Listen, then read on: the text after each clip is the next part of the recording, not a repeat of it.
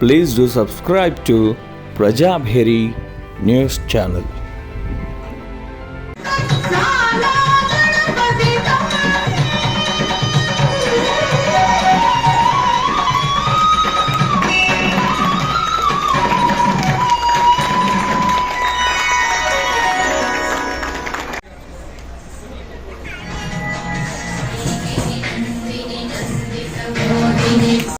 వేదాన్ని పఠించి ఈ రోజుల్లో మన తెలంగాణ రాష్ట్రంలో గత పూర్వం కూడా మన రాష్ట్ర ప్రభుత్వం చేత వేద పండితునిగా కంకణ ధారణ కూడా వారికి జరిగింది. వారు అంతేకాకుండా దేశంలోనే కాకుండా ప్రపంచంలో 16 దేశాలను సైతం మన భారతదేశం యొక్క సంస్కృతి సాంప్రదాయాన్ని, మన వేదాన్ని, పురాణాన్ని, శాస్త్రాన్ని, సంస్కృత భాష వైశిష్ట్యాన్ని కూడా అంతా చాటి చెప్పడం నిజంగా మన నిజామాబాద్ జిల్లాకి, ఇందోర్కి గర్వకారణంగా మనం అందరం భావించాలి. ఈ రోజు వారు ఈ యొక్క పంచాంగ శ్రవణం చేస్తున్నారు కాబట్టి మీ అందరి కరతాళధ్వనుల మధ్య వారికి ఒకసారి తెలియసు. ఎందుకంటే ఈ ఎలా ఉంటుందంటే శతేషు జాయతేషురః సహస్రేషు చ పండితః భక్తా దశ సహస్రేషు శ్రోత భవతి మానవ. నిజంగా మూఢనాగభూషణం గుప్తా గారు వారు నిజంగా నాకు అనిపిస్తుంది పూర్వజన్మంలో వారు ఒక మంచి రాజవంశంలో జన్మించి ఉంటారు. ఎందుకంటే ఒక భోజరాజ్ అంటారు, దైవాధీనం జగత్ సర్వం మంత్రాధీనం తు బాంధవ తన్మంత్రం బ్రాహ్మణాధీనం బ్రాహ్మణో మమ దైవతం. అంటే వారు నిజంగా అంటే భోజరాజు ఒక సభలో అంటారు, అంటే ఈ యొక్క దైవం ఎవరిపై ఆధారపడి ఉంటుంది? మంత్రాలపై ఆధారపడి ఉంటుంది. ఆ మంత్రాలు ఎవరిపై ఆధారపడి ఉంటాయి? బ్రాహ్మణులపై ఆధారపడి ఉంటాయి. ఆ బ్రాహ్మణుని గొప్పగా గౌరవించి పూజించేటువంటి ఈ నాగభూషణ గుప్తా గారు నిజంగా వారు అనేకమైనటువంటి యజ్ఞ యాగాది అంటే యజ్ఞములకు సంబంధించినటువంటి కొన్ని వందల యజ్ఞాలు, గాయత్రి యజ్ఞం చేస్తూ నిజామాబాద్ జిల్లాలోనే కాకుండా దేశమంతా వారు చేస్తున్నారు. ఒకసారి వారికి కూడా గట్టిగా చప్పట్లతో, మరియు మా మీరమ్మ గారికి అందరికీ, ముఖ్యంగా మా ఘనపాటి మధుసూదన్ శర్మ గారికి హృదయపూర్వక ధన్యవాదాలు. సుబేదార్ గారికి నాకు ఈ అవకాశం ఇచ్చినందుకు ధన్యవాదాలు. Thank you. ముందుగా పంచాంగ పఠనాలు చేస్తున్నటువంటి శ్రీ మధుసూదన్ శర్మ ఘనపాటి గారిని సన్మానించవలసిందిగా శ్రీ డాక్టర్ మూఢ నాగభూషణ గుప్తా గారిని, అలాగే మేయర్ గారిని ఇరువురిని ఆహ్వానిస్తూ ఉన్నాం.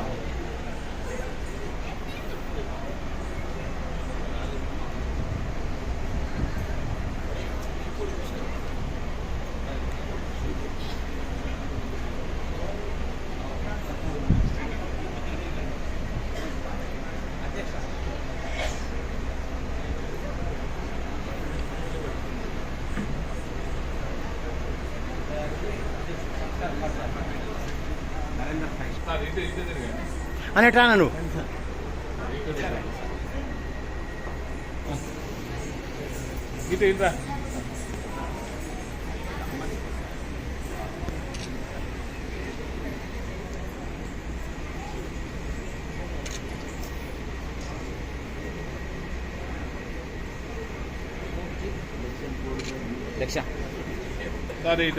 చూడండి.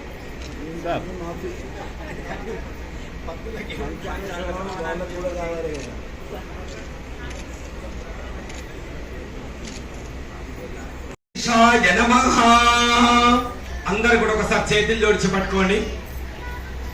శుక్లాం భరధరం విష్ణుం శశివర్ణం చతుర్భుజం ప్రసన్నవదనం ధ్యాయేత్ సర్వ విఘ్నోపశాంతయే అగజానన పద్మార్కం గజానన మహర్నిశం అనేకదంతం భక్తానాం ఏకదంతముపాస్మహే శ్రీ కళ్యాణ గుణాపహం రిపుహరం దుస్వప్న దోషాపహం గంగా స్నాన విశేష పుణ్య ఫలదో గోదాన తుల్యాం నృణాం ఆయుర్వృద్ధి మముత్తమో శుభకరం పంచాంగమాకర్ణ్యతాం.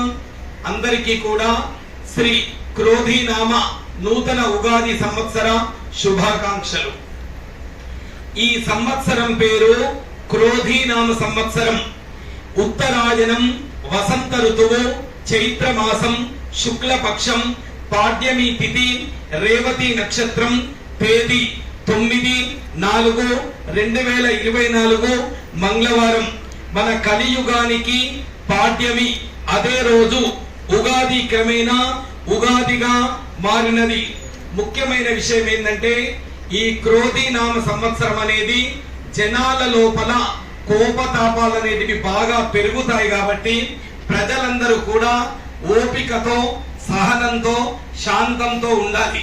అంటే మనను ప్రతి ఒక్కళ్ళు కూడా ఎంత శాంతంగా ఉన్నా టెంప్ట్ చేసే వాళ్ళు బాగుంటారు అన్నట్టు. మనం మౌనంగా పోతూ ఉన్నా రోడ్డు మీద పోతూ ఉంటాం, హరన్ కొట్టి ఇబ్బంది పెట్టి టెంప్ట్ చేసి మనను కోపానికి తెచ్చి గొడవ పెట్టుకునే అవకాశాలు ఎక్కువ ఉంటాయి. కాబట్టి ఈ క్రోధి నామ సంవత్సరంలో మనుషులందరికీ కూడా ఓపిక, సహనం, శాంతి. ముఖ్యంగా చెప్పాలంటే గాంధీ తాత ఒక చెంప మీద కొడితే ఇంకో చెంప చూపించినట్టు మనం కూడా అలానే ఈ సంవత్సరం అంతా కూడా జీవించాలి శాంతంతో. ఇది మరీచి ఇంగు లవణం క్షుతమోదాత శర్కర. ఈ రోజున ప్రతి ఒక్కళ్ళు కూడా గుమ్మానికి మామిడి ఆకులతోని తోరణాలు బిగించాలి. ఉతికిన వస్త్రములు, నూతన వస్త్రములను ధరించాలి. అలాగే ఎటువంటి ఇబ్బంది, కష్టాలు లేకుండా విఘ్నేశ్వరుని, గణపతి యొక్క ఆరాధన చేసి మాతృదేవోభవ, పితృదేవోభవ అంటే ప్రపంచంలో తల్లిదండ్రుని మించిన దైవ స్వరూపులు ఎవరు కూడా లేరు కాబట్టి మీ యొక్క తల్లిదండ్రులకు నమస్కారం చేసి, వందనం చేసి వాళ్ళ యొక్క ఆశీర్వచనం అనేది పొందాలి. మరీచి ఇంగు లవణం అజమోదాచ శర్కర త్రీంత్రీ నిమేళనం కృత్వా భయోగ ద్రుపశాంతజే. ఈ యొక్క పుణ్యదినమందు వేప పువ్వు, లేత మామిడి ముక్కలు, ఇంగువ, బెల్లం, లవణం, కొత్త చింతపండు, పులుసు, పచ్చడి సేవించాలి. ఈ పచ్చడి సేవించడం వలన ప్రతి ఒక్కరికి కూడా ఆరోగ్య సమస్యలు అనేటివి లేకుండా ప్రతి ఒక్కళ్ళు కూడా ఆయురారోగ్యంతో, సుఖ సంతోషాలతోని జీవిస్తూ ఉంటారు. అలాగే ఈ సంవత్సరము 7 నెలల లోపల మూఢం అనేది చాలా వచ్చింది మనకు. ప్రతి సంవత్సరం శుభ కార్యక్రమాలు ఎక్కువ ఉంటుండే, అశుభ కార్యక్రమాలకు ముహూర్తాలు తక్కువ ఉండేది. ఈ రోజు నుండి మనకు మే 1వ తేదీ వరకే శుభ కార్యక్రమాలు చేసుకోవచ్చు. పెళ్లిలు, గృహప్రవేశాలు తదితర శుభ కార్యక్రమాలు. మే 1వ తేదీ నుండి మళ్ళీ శ్రావణ మాసం మట్టుకు మంచి రోజులు అనేటివి లేవు. అంటే శుభ కార్యక్రమాలు చేయడానికి వీలు కాదు. కేవలం ఆగస్టు లోపల 4 ముహూర్తాలు మాత్రమే ఉన్నవి పెళ్లిలు కార్యక్రమాలు చేయడానికి. ఆగస్టు తర్వాత మళ్ళీ సెప్టెంబర్, అక్టోబర్, నవంబర్, డిసెంబర్, జనవరి, ఫిబ్రవరి వరకు మళ్ళీ మంచి శుభ కార్యక్రమాలకు దృఢమైన ముహూర్తాలు నేటివి. ఈ సంవత్సరం అనేది మనకు లేదు. మూఢాలు ఎక్కువగా ఉన్నాయి కాబట్టి ఈ సంవత్సరము శుభ కార్యక్రమాలు అనేది చాలా తక్కువగా ఉంటుంది. ఉదాహరణ చెప్పాలంటే ఒక ఇంటి లోపల ఒక పెళ్లి కార్యక్రమం జరిగితే కనీసం ఒక 50-60 మందికి ఉపాధి దొరుకుతుంది. ఒక బ్రాహ్మణుడికి కానీ, టెంట్ హౌస్ వాడికి కానీ, వంటల వాడికి కానీ, బండల వాడికి కానీ, ఫోటోగ్రాఫర్ కానీ, ఇలా చెప్పుకుంటూ పోతే వాళ్ళందరికీ కూడా ఉపాధి అవకాశాలు ఈ సంవత్సరం తక్కువ ఉండడం వలన ఆర్థికంగా చాలా ప్రజలందరూ కూడా కొంచెం పొదుపు అనేది చేసుకుంటూ ఉంటే ఈ సంవత్సరం చాలా బాగుంటుంది. అలాగే ఈ సంవత్సరం 12 రాశులు. మొదటగా మేషరాశి. మేషరాశి వాళ్లకు 8 రూపాయల ఆదాయం ఉంటే 14 రూపాయల వ్యయం అనేది ఉంది. అలాగే రాజపూజ్యం 4, అవమానం అనేది 3. తదుపరి వృషభ రాశి. వృషభ రాశి వాళ్లకు 2 ఆదాయం, 8 ఖర్చు. వృషభ రాశి వాళ్ళ ఈ సంవత్సరం పొదుపు అనేది చాలా జాగ్రత్తగా చేయాలి. 2 రూపాయలు సంపాదిస్తే 8 రూపాయల ఖర్చు అనేది ఉంది. అలాగే 7 రాజపూజ్యం, 3 అవమానం. తదుపరి మిథున రాశి. 5 ఆదాయం, 5 వ్యయం. 3 రాజపూజ్యం, 6 అవమానం. తదుపరి కర్కాటక రాశి. 6 రాజపూజ్యం, 6 వ్యయం. 6 ఆదాయం, 6 వ్యయం. తదుపరి వృశ్చిక రాశి. 8 ఆదాయం, 14 వ్యయం. 4 రాజపూజ్యం, 5 అవమానం. ధనస్సు రాశి. 11 ఆదాయం, 5 వ్యయం. 7 రాజపూజ్యం, 5 అవమానం. మకర రాశి. 14 ఆదాయం, 14 వ్యయం. 3 రాజపూజ్యం, 1 అవమానం. కుంభరాశి. 14 ఆదాయం, 14 వ్యయం. 6 రాగపూజ్యం, 1 అవమానం. మీనరాశి 11 ఆదాయం, 5 వ్యయం, 2 రాగపూజ్యం, 4 అవమానం. ఈ సంవత్సరం మొత్తానిగా చూసుకుంటూ ఉంటే ప్రతి గ్రహాల లోపల, ప్రతి రాశుల లోపల ఆదాయం అనేది తక్కువ ఉంది, వ్యయం అనేది ఎక్కువ ఉంది. కాబట్టి ప్రతి ఒక్కళ్ళు కూడా పొదుపు అనేది చాలా జాగ్రత్తగా పాటిస్తూ ఉండాలి ఈ సంవత్సరం, ప్రతి ఒక్కళ్ళు కూడా. రెండవది, ఈ సంవత్సరము రాజు, మంత్రి, సైన్యాధిపతి, సస్యాధిపతి. ఈ సంవత్సరము రాజు అనేవాడు చాలా సంవత్సరాల తర్వాత 9 గ్రహాల లోపల కుజుడు అనేవాడు ఈ సంవత్సరం రాజు అనేవాడు అయ్యాడు. ఈ సంవత్సరం కుజ దోషం, నాగదోషాలు అనేటివి లేకుండా పుట్టే పిల్లలు చాలా జన్మిస్తారన్నట్టు. చాలా మంది అమ్మాయిలకు, అబ్బాయిలకు పెళ్లిళ్ళు అవ్వట్లేదని, సంతానాలు అవ్వట్లేదనే బాధలు లేకుండా ఈ సంవత్సరం జన్మించిన వాళ్లకు కుజ దోషం అనేది అసలు ఉండనే ఉండదన్నట్టు. తర్వాత మంత్రి అనేవాడు శనీశ్వరుడు. శనీశ్వరుడు మంత్రి అవడం వలన ప్రతి ఒక్కళ్ళ బుద్ధి అనేది, ఏదైనా రాజు బొమ్మలా ఉంటాడు, నడిపేది మొత్తం ఎవళ్ళు? మంత్రి.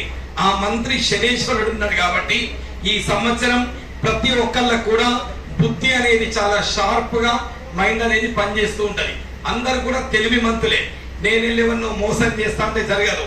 నీకంటే 100 రెట్ల తెలివి వాళ్ళకు ఉంటది అన్నట్టు. అది జాగ్రత్త ఉండాలి. అర్ఘ్యాధిపతి కూడా శని.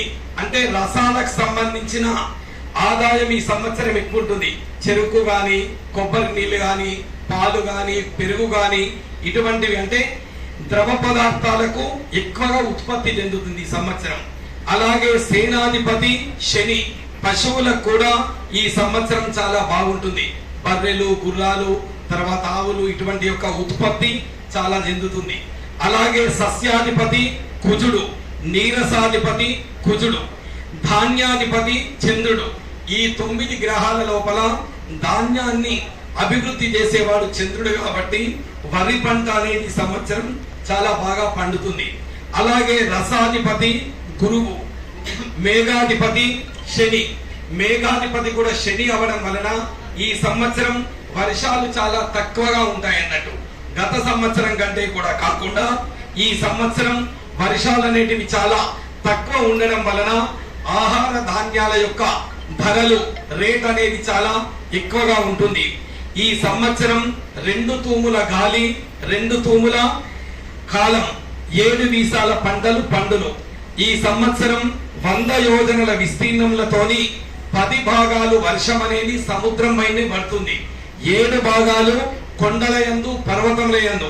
కేవలం 2 భాగాలు మాత్రమే భూమి మీద పడుతుంది. కాబట్టి ఈ సంవత్సరం నీళ్లకు చాలా ఆటంకం అనేది ఎదురవుతుంది అన్నట్టు.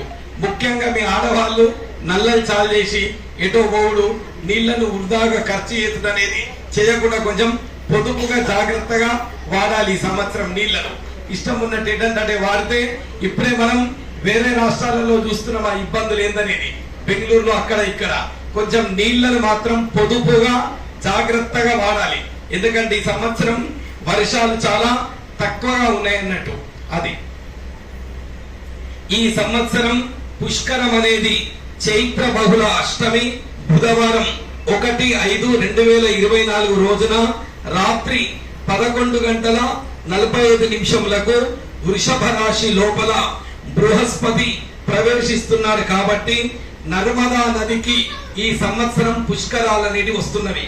ఆ పుష్కరాలు 2వ తేదీ 5వ నెల, వచ్చే నెల 2వ తారీఖు 5వ నెల నుండి మధ్యప్రదేశ్ ఉజ్జయిని అటువంటి చోట నర్మదా నదికి పుష్కరాలు వస్తున్నాయి. కాబట్టి మీరందరూ కూడా వీలైన వాళ్ళు పుష్కర స్నానం ఆచరించి పితృదేవతలకు పిండ ప్రదానాలు, అటువంటి కార్యక్రమాలు చేస్తే పితృదేవతల యొక్క ఆశీర్వచనాలు కూడా మనందరికి కూడా కలుగుతాయి అన్నట్టు. అందుకొరగాని ప్రతి ఒక్కళ్ళు వీలైన వాళ్ళందరూ కూడా పుష్కర స్నానం ఆచరిస్తే చాలా శుభంగా ఉంటుంది. ఈ 12 సంవత్సరాలకు ఒకసారి ఒక నదికి పుష్కరం అనేది వస్తుంది. గత 6 సంవత్సరాల క్రితం మన గోదావరికి, కృష్ణా నదికి వచ్చింది.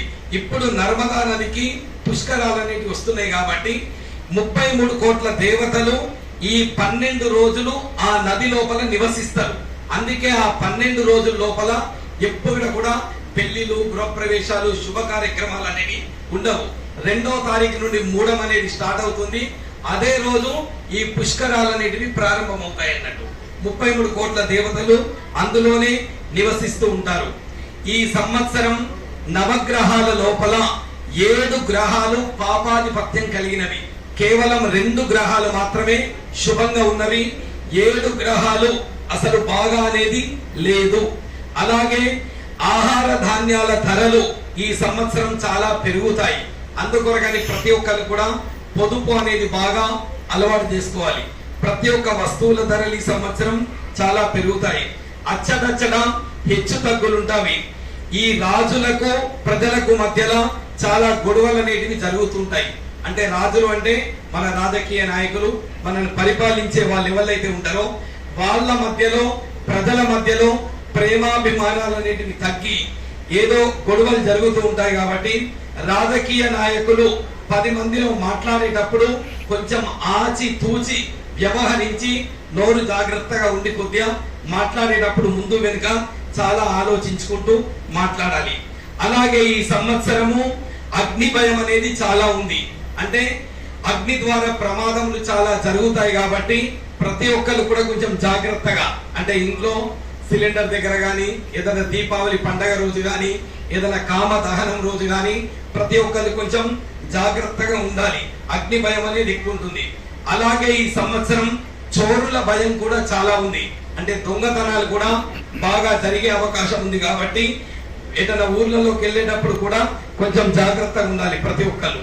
అలాగే శస్త్ర భయములు అంటే మన వాహనానికి సంబంధించిన వస్తువులు కానీ, అస్త్ర శస్త్రాల విషయంలో కూడా భయం అనేది బాగుంటుంది. ఈ సంవత్సరం పంటలు చాలా దిగుబడి తగ్గుతుంది. కాబట్టి పంటల రేట్లు కూడా చాలా పెరుగుతాయి. ఈ సంవత్సరం వర్షాలు తక్కువగా ఉండి ఆఖరి నెలలో మాత్రం అధికంగా వర్షాలు కురుస్తాయి. ఏది ఆఖరి నెల, మన జూలై, ఆగస్టు ఆ మూమెంట్లలో కొద్దిగా వర్షాలు ఎక్కువగా ఉంటాయి. ఆకలి బాధలు, ప్రజలకు రోగాలు అనేటివి సంభవిస్తాయి. రాజులు క్రోధం గలవారై ప్రజలను పీడిస్తూ ఉంటారు. ఈతి బాధలు, పంటలు మధ్యమంగా ఉండి కుటుంబ కలహములు ఈ సంవత్సరం చాలా జరిగే అవకాశం ఉంది. అంటే ఇంటి లోపల కూడా భార్యాభర్తల మధ్య, పిల్లల మధ్య, అన్నదమ్ముల మధ్య కూడా కుటుంబ కలహాలు చాలా జరిగే అవకాశం ఉంది. కాబట్టి ప్రతి ఒక్కరు కూడా ప్రేమానురాగాలతోని కుటుంబంలో జీవించాలి. అలాగే కూలి పనులకు వెళ్లే వాళ్ళకు కూడా ఈ సంవత్సరం కొద్దిగా కష్టకాలమే ఉంది. సుగంధ ద్రవ్యాలు, కలర్స్ అమ్మేవారు సుఖ జీవనం పొందుతారు.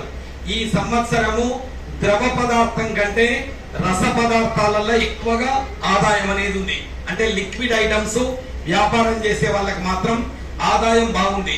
చెరుకు, పాలు, కలర్స్ ఇటువంటి వస్తువులలో లాభాలు బాగా పొందుతారు. రోడ్డు ప్రమాదములు అధికంగా జరిగే అవకాశం ఉంది. కాబట్టి ప్రతి ఒక్కళ్ళు కూడా వాహనాలు నడిపేటప్పుడు కొంచెం జాగ్రత్తగా వెళ్తే మంచిది. అలాగే ఈ సంవత్సరము నాయకులకు కూడా గడ్డు కాలం అనేది ఉంది. అంటే రాజకీయ నాయకుల విషయాలలో గడ్డు కాలం అంటే పదవి లోపలికి వచ్చిన తర్వాత కూడా మళ్ళీ వాళ్ళ మీద అవిశ్వాసాలు అవి అటువంటివి పెట్టి మళ్ళీ కొన్ని రోజులు పరిపాలించే అవకాశం ఉంది. కాబట్టి ఈ సంవత్సరం రాజకీయ నాయకులు కూడా గడ్డు కాలం ఉంది. ఈ సంవత్సరం మాత్రం మన భారతదేశానికి క్రీడా రంగం చాలా ఉన్నత స్థానంలో ఉంది. మన భారతదేశానికి క్రీడా రంగం వాళ్ళు మాత్రం అత్యధికంగా పథకాలనేటివి తీసుకొచ్చి మన భారతదేశ కీర్తి ప్రతిష్టలను చాలా ఇనుపజేస్తారన్నట్టు ఈ సంవత్సరము పర్యాటక రంగము, దేవాలయాలు చాలా అభివృద్ధి చెందుతాయి ఈ సంవత్సరం. అలాగే ఈ సంవత్సరము ప్రైవేట్ ఛానళ్లు చాలా తగ్గుతాయి. అంటే వాళ్ళ వ్యాపారం తగ్గి మళ్ళీ కొంచెం న్యూస్ విషయంలో ఇబ్బందులు ఎదురవడం వల్ల ఛానళ్ల సంఖ్య కూడా పెరుగుతుంది. అలాగే ఈ సంవత్సరం కందులు, మిర్చి, బెల్లం, కళ్ళు, చంద్రకట్టె, బంగారం, వెండి, సీసం, రాగి, ఇత్తడి, కంచు, ఇనుము, ఉక్కు, మాంసము, యంత్ర పరికరముల ధరలు చాలా పెరుగుతాయి. ఈ సంవత్సరము బంగారం ధర అధికంగా పెరుగుతుంది. కాబట్టి ఎవరి దగ్గర డబ్బులు బాగుంటే బంగారం మీద పెట్టుబడి పెడితే బాగా లాభాలు పొందుతారు. గత సంవత్సరం కూడా మీకు చెప్పిన భూములు, రియల్ ఎస్టేట్ కంటే బంగారం మీద పెట్టుబడి పెడితే లాభాలు అనేటివి చాలా ఉంటాయి కాబట్టి డబ్బులున్న వాళ్ళు బంగారు వ్యాపారం, బంగారం మీద పెట్టుబడి పెడితే లాభాలు వస్తాయి. అలాగే ఈ సంవత్సరము ఫల పుష్ప వృక్షములు సమృద్ధిగా దొరుకుతాయి. పండ్ల ధరలు, పువ్వుల ధరలు చాలా తగ్గుతాయి. పంచదార, నువ్వులు, పగడము, మనులు, మాణిక్యాలు, వైడూర్యం, తాళ్ళు, పొగాకు ధరలు పెరుగును. ఈ సంవత్సరం ఇత్తుం కాలం, 2 వీసాల పంట, గాలి 7 వీసముల పంట అనేది ఈ సంవత్సరం ఉంది. అలాగే ఈ సంవత్సరము 12 రాశులకు సంబంధించుకుంటే మేష రాశికి ఆగస్టు వరకు చాలా బాగుంది. ఆగస్టు తర్వాత మధ్య రకంగా ఉంటుంది మేషరాశి వాళ్ళు. వృషభ రాశి వాళ్లకు గత సంవత్సరం కంటే ఈ సంవత్సరం కొద్దిగా ఒక 2% పెరుగుదల అనేది చాలా ఉంది. మిథున రాశి వాళ్లకు ఈ సంవత్సరము చాలా బాగుంది. మిథున రాశి. కర్కాటక రాశి వాళ్ళకు కూడా ఈ సంవత్సరము గురువు బాగున్నాడు, శని బాగున్నాడు.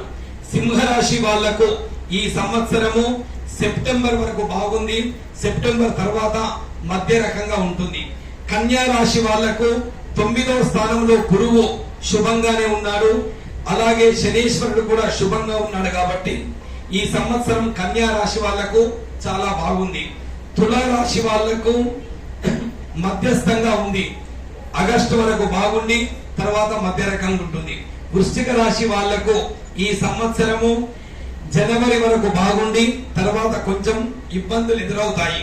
ధనస్సు రాశి వాళ్లకు ఈ సంవత్సరం గురువు బాగున్నాడు, శని కూడా బాగుంది, ఆదాయం కూడా చాలా బాగుంది ఈ సంవత్సరం. మకర రాశి వాళ్లకు మధ్య రకంగా ఉంటుంది. కుంభరాశి వాళ్లకు గత సంవత్సరం ఏలినాటి శని ప్రభావం ఉండే, ఈ రోజుతోని ఆ యొక్క శని కూడా తొలగిపోయింది కాబట్టి సాసి అక్షరాలు ఎవరున్నా కుంభరాశి వాళ్లకు ఈ సంవత్సరం చాలా బాగుంది. విదేశీ ప్రయాణాలు గాని, డబ్బు గాని, భూములు గాని ఆర్థికంగా చాలా లాభపడతారు. అలాగే మీన రాశి వాళ్లకు ఈ సంవత్సరం చాలా బాగుంది. ఎన్నో సంవత్సరాల నుండి ఆగిపోయినటువంటి పనులు, ఏదైనా ఇల్లు కట్టుకోవడం గాని, పెళ్లి గాని అటువంటి కార్యక్రమాలు ఏమున్నా గాని ఈ సంవత్సరం మొత్తం కూడా మీన రాశి వాళ్లకు చాలా బాగుంది అన్నట్టు.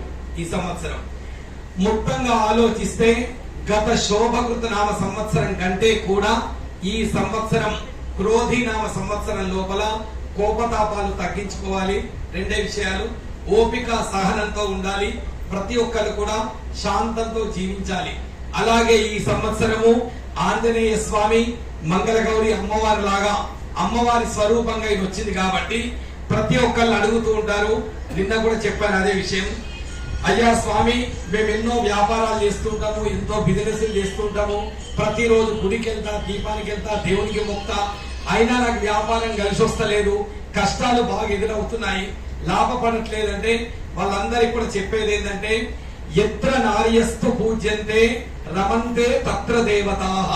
ఎక్కడనైతే స్త్రీ అనేది గౌరవింపబడుతుందో, పూజింపబడుతుందో అక్కడ 33 కోట్ల దేవతలు నివసిస్తారు. కాబట్టి ప్రతి ఒక్కరు కూడా మొదటగా మాతృదేవోభవ, మీ ఇంట్లో ఉన్న తల్లిని కష్టపెట్టకుండా మనకు జన్మనిచ్చి 9 మాసాలు మోసి మన పేగు బంధం, రక్త బంధంతో తల్లి ద్వారానే మనం ఈ భూమి మీద పుట్టినాం కాబట్టి తల్లిని ప్రతి ఒక్కరు కూడా ప్రేమగా చూసుకోవాలి.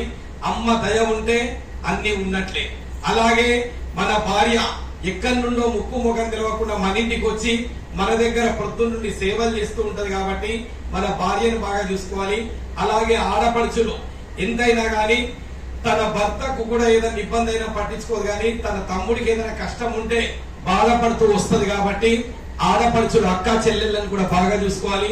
మన రక్తం పంచుకొని పుట్టిన ఆడపిల్లలు, బిడ్డలను కూడా ప్రేమగా చూసుకుంటూ ఉంటే ఆ అమ్మ దయ, లక్ష్మీదేవి దయ అనేది మన పైన ఉండి అందరం కూడా కోటీశ్వర్లం అయ్యేసి ప్రతి ఒక్క వ్యాపారాలు కూడా కలిసి వస్తాయి.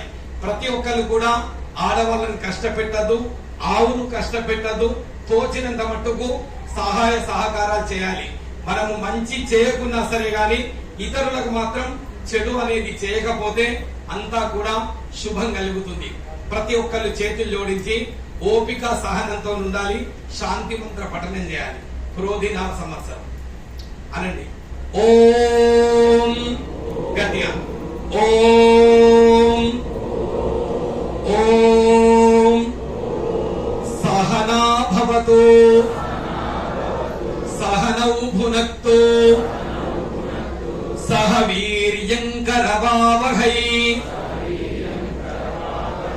తేజస్వినావధీతమస్తు మా విద్విషావహై. ఓం శాంతి శాంతి శాంతి. ఒకసారి మృత్యుంజయ మంత్రం కూడా చదవండి ఆరోగ్య సమస్యలు. ఓం త్రయంబకం యజామహే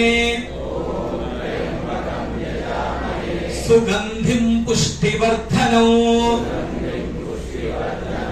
ఉర్వారుకమివ బంధనాత్ మృత్యోర్ముక్షీయమామృతాత్. ప్రజలందరికీ కూడా ఈ సంవత్సరం ఆ పరమాత్ముడు అనేవాడు ఓపిక సహనం అనేది ఇచ్చి ప్రతి ఒక్కరు కూడా శాంతంగా ఉండి ఆరోగ్య సమస్యలు లేకుండా నిండా నూరేళ్ళందరూ కూడా సర్వే జన సుఖినో భవంతు, అందరూ బాగుండాలి, అందులోపల మనమందరం కూడా ఉండాలన్నట్టుగా. అది అందరు చేతులు జోడించి పట్టుకోండి, ఆశీర్వచనం ఇచ్చి ముగించేస్తే, ఎందుకంటే చాలా కార్యక్రమాలు ఉన్నాయి కాబట్టి. ఓకే. ప్రణో దేవి సరస్వతి వాజేభిర్వాజినీవతి ధీనామ విత్రియవతో.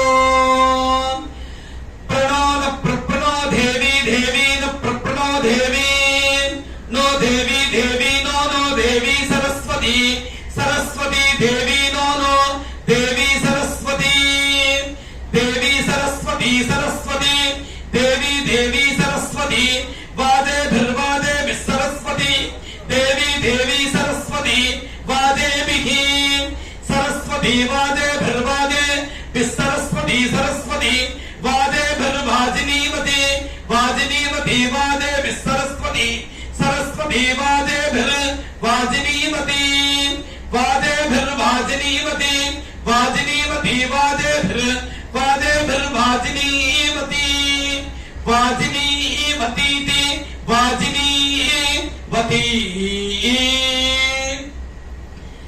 ధీనామ విత్రయ విత్రీ ధీనాం ధీనామ విత్రయ వత్వవత్రయ విత్రయ విత్రయ విత్రయ విత్రయ విత్రయ విత్వవత్ అవిత్రయ వత్వవత్రయ విత్రయ విత్రయ విత్రయ విత్వవత్ అవత్రిత్యవత్.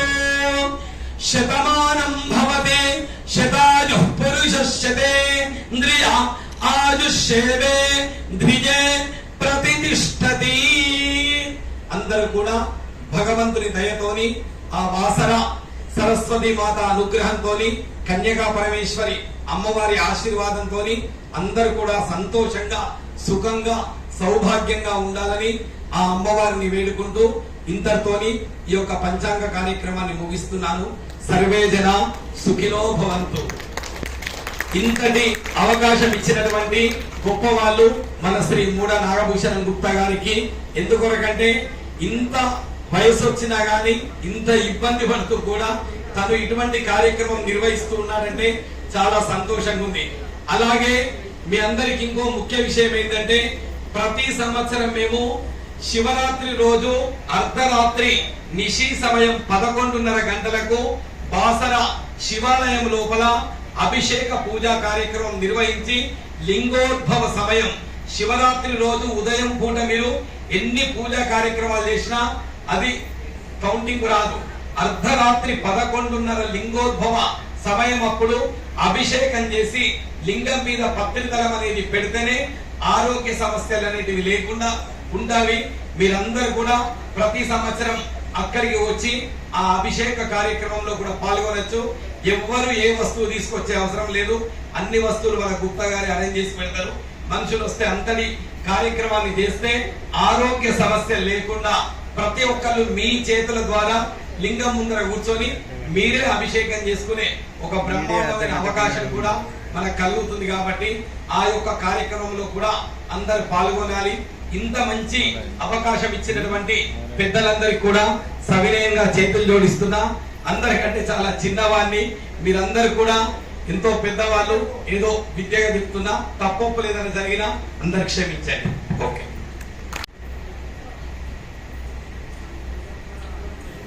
అలాగే ఎవరైనా దక్షిణ అందించాలి అంటే డైరెక్ట్ గా అక్కడికి వచ్చి దక్షిణ అందించవలసిందిగా రిక్వెస్ట్ చేస్తూ ఉంటాం.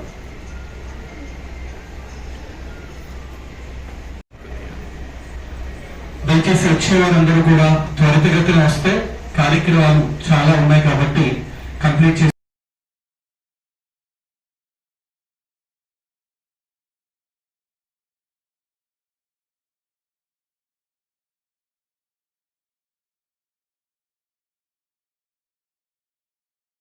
పరమేశ్వరి చారిటబుల్ ట్రస్ట్ నిజామాబాద్, ఇందూరు యజ్ఞ సమితి నిజామాబాద్, సంస్కార భారతి ఇందూరు శాఖ సంయుక్త ఆధ్వర్యంలో శ్రీ క్రోధినామ సంవత్సర ఉగాది వేడుకల్ని మనం వీక్షిస్తూ ఉన్నాం.